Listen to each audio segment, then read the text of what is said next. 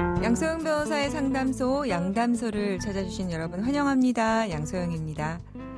2018년 어느 날 서울 노원구의 한 공터, 배 씨는 평소 자신이 굴삭기를 주차하는 곳에 다른 차량이 주차된 걸 발견합니다. 화가 난 배 씨는 해당 차량 앞뒤로 철근 콘크리트 구조물과 굴삭기 부품을 바짝 붙여놨습니다. 결국 피해 차량 주인은 배 씨가 놓은 굴삭기 부품을 치울 때까지 자그마치 18시간 동안 차를 사용할 수 없었는데요. 배 씨는 어떤 처벌을 받게 될까요? 법무법인 승인 양소영 변호사입니다.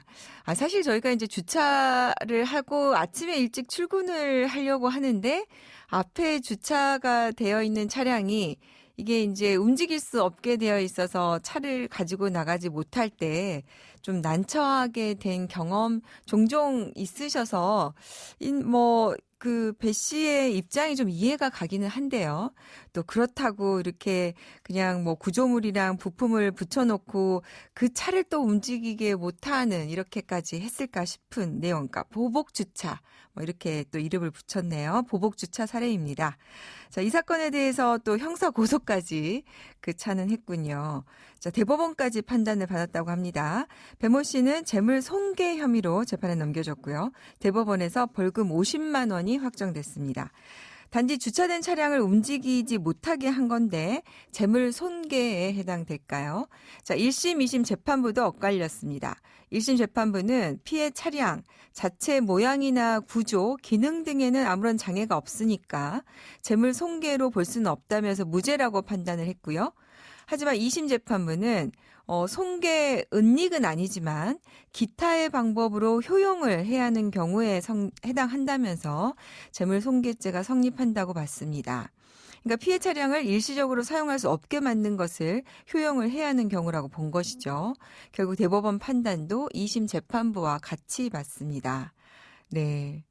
우리가 지금 하고 있는 일들 중에서 사실 문제를 삼으면 문제가 될 수 있는 행동들이 참 많다고 볼 수 있죠. 자, 이런 경우 이제는 정말 하면 안 된다는 거 우리 양담소 청취자분들 조심하셔야 되겠습니다. 양담소에서 함께 나눠볼 법률 궁금증이 있으시다면 YTN 라디오 양소영 변호사의 상담소 홈페이지에 남겨주시면 됩니다. 이혼 후 양육비를 부담하기로 한 비양육자가 형편이 좋지 않다면서 양육비를 깎아달라는 양육비 감액 소송이 있습니다. 자, 이런 경우 어떤 상황에서 감액이 인정될지 알아보도록 하겠습니다. 오늘은 김아영 변호사님과 함께 알아보겠습니다. 변호사님 안녕하세요. 네, 안녕하세요. 오늘 첫 출연이세요. 변호사님 인사 좀 부탁드릴까요? 네, 안녕하세요. 저는 법무법인 승인의 김아영 변호사라고 합니다. 저희 어머니께서 집에서 항상 라디오를 틀어두셔서 청취자 입장에서만 자주 들었었는데 오늘 이렇게 직접 참여하게 돼서 영광입니다. 알찬 정보를 알려드릴 수 있는 좋은 기회인 만큼 노력하겠습니다. 네, 우리 김아영 변호사님은 부산에서 근무를 하시다가 서울로 올라오셨잖아요. 네, 맞습니다. 오늘 양육비 감액 소송에 대해서 알아보려고 하는데요. 얼마 전에 이제 쇼트트랙 국가대표 선수 김동성 씨가 양육비 감액 소송을 했다는 뉴스가 들렸습니다. 네, 전 쇼트트랙 국가대표 선수 김동성이 이혼한 전 부인에게 자녀 양육비를 줄여달라고 요구한 것으로 알려졌는데요. 앞서 김동성 씨는 양육비를 제대로 지급하지 않았다가 배드파더스 사이트에 신상 정보가 올라가기도 했습니다. 보도에 따르면 김동성 씨는 지난 3월 서울가정법원에 전처 A씨를 대상으로 양육비 감액 소송을 제기했는데요. 김동성 씨는 A씨와의 사이에 2명의 자녀가 있습니다. 현재 1인당 월 150만 원을 지급해야 하는 양육비를 인당 40만 원으로 줄여달라고 청구했습니다. 네, 그러니까 금액이 상당히 많이 줄어드네요. 그럼 합해서 이제 80만 원이 되는 건데 네. 40만 원이면은 현재 그 양육비 기준표 상으로 보면은 거의 최하 금액에 해당하는 금액이군요. 네, 맞습니다. 네. 김동성 씨는 한 방송에 출연을 해서 양육비 미지급 논란에 대해서 해명을 하기도 했죠. 네, 김동성 씨는 지난 2월 한 방송 프로그램에 나와서 코로나로 인해 일자리가 없어져서 양육비를 보내지 못했을 뿐 일부러 주지 않은 것은 아니었다며 양육비 미지급 사태에 대해서 해명했는데요. 또한 다른 가족들 부양비로도 벅차서 양육비 조정 신청을 하기도 했지만 아이들이 눈에 밟혀서 양육비 감액 소송을 취하했다고 덧붙이기도 했습니다. 다른 가족들 부양비가 또 있다 이런 네. 내용이었군요. 네. 네. 근데 부양비하고 양육비하고 우선순위를 보면 양육비가 우선 아닙니까? 그렇죠. 네. 그래서 취하를 당시엔 했군요. 네. 실제로 이런 사유로 양육비 감액 소송을 하는 경우가 있습니까? 네, 협의 이혼이나 재판상 이혼 소송에서 정해진 양육비를 감액할 수는 없는지, 또 자녀를 양육하는 전 배우자가 재혼을 했는데도 양육비를 그대로 지급해야 하는지를 문의하는 경우가 많습니다. 아, 네. 재혼한 경우에 이제 사실은 거기에 대한 감정상 이유 때문에 그럴까요? 네. 이혼 협의 당시에 또 경제적 사정이나 조건에 맞춰서 보통 양육비를 책정하게 되는데 이런 거 가지고 이렇게 감액 소송을 제기를 하는군요. 네, 부부는 이혼을 하더라도 미성년 자녀 양육에 대해서는 공동 책임을 집니다. 네. 기본적으로 양육비는 이혼할 때 양측의 합의에 따라서 정해지는데요. 이때 합의점을 찾지 못하면 법원이 정해줍니다. 서울가정법원이 마련한 양육비 산정 기준표에 따르면 이혼 시점에 부모의 소득이 많을수록 미성년 자녀의 나이가 많을수록 양육비가 높게 책정됩니다. 김동성 씨 또한 이러한 조정 절차를 통해서 한 아이당 150만 원씩 매달 300만 원을 지급하기로 합의한 것이죠. 네. 그러니까 이제 보면은 이제 우리 가정법원 홈페이지에 들어가면 양육비 산정 기준표가 있는데 그게 이제 부모의 소득 구간이 있고 아이의 나이 구간이 있잖아요. 네. 그러면은 어떻게 보면은 김동성 씨 같은 경우에는 당시에 이제 150만 원으로 되어 있지만 이제 아이들이 더 자라면서 오히려 이 금액은 앞으로는 더 늘어나야 되는 구간으로 이제 바뀔 수도 있는 건데 네. 오히려 반대로 지금 거의 최저 구간으로 감액을 해달라고 했단 말이에요. 네. 그러면 이제 김동성 씨는 오히려 지금 소득이 줄어들었다 이 부분에 대해서 이제 주장을 하는 것 같은데요. 네. 이제 그러면은 이게 이제 일단 청구한다고 다 인정되는 것은 아니지 않습니까?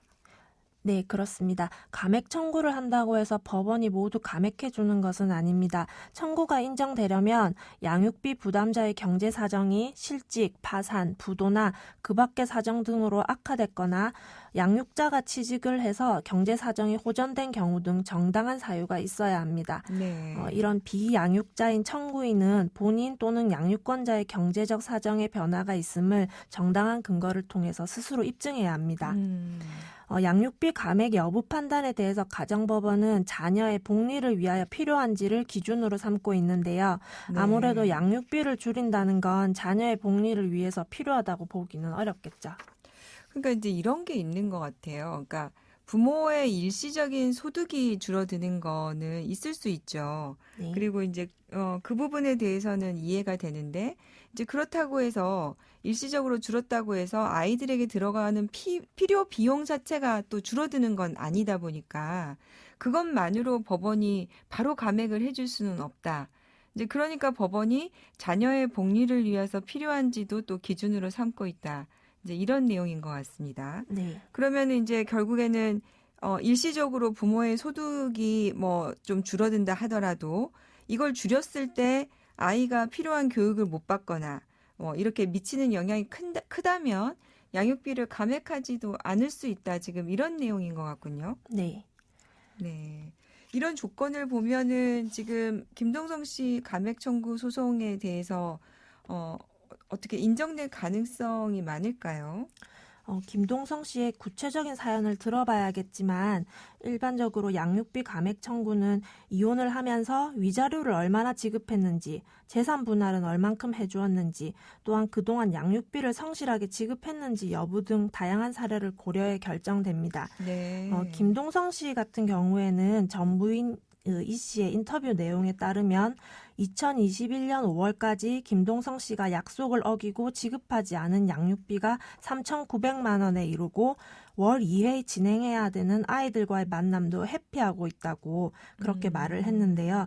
또 양육비는 아이들의 생존권이고 이제 중고등학교에 들어간 아이들 교육비로만 매월 수백만 원이 나간다고 합니다. 네. 이렇게 김동성 씨가 매달 약속한 양육비를 지급하지도 않으면서 양육비 감액 소송을 제기하고 이런 남편의 대응에 지쳐간다고 김 씨의 소송 제기에 고통을 호소하고 있습니다. 그래서 이제 김동성 씨 전 부인도 이제 법에 도움을 청했다면서요. 네, 김동성 씨의 전 부인은 그동안 밀린 양육비에 대해서 이혼 이행 명령 소송을 2020년 10월 28일에 제기했습니다. 이에 서울가정법원은 김 씨에게 밀린 양육비에 대해 이행 명령을 올해 4월 15일에 선고했는데요. 법원은 2021년 2월까지 김 씨가 미지급한 양육비 총 3천만 원에 대해서 2021년 5월부터 22년 7월까지 15개월 동안 매월 200만 원씩 나눠서 지급하라는 결정을 내렸습니다.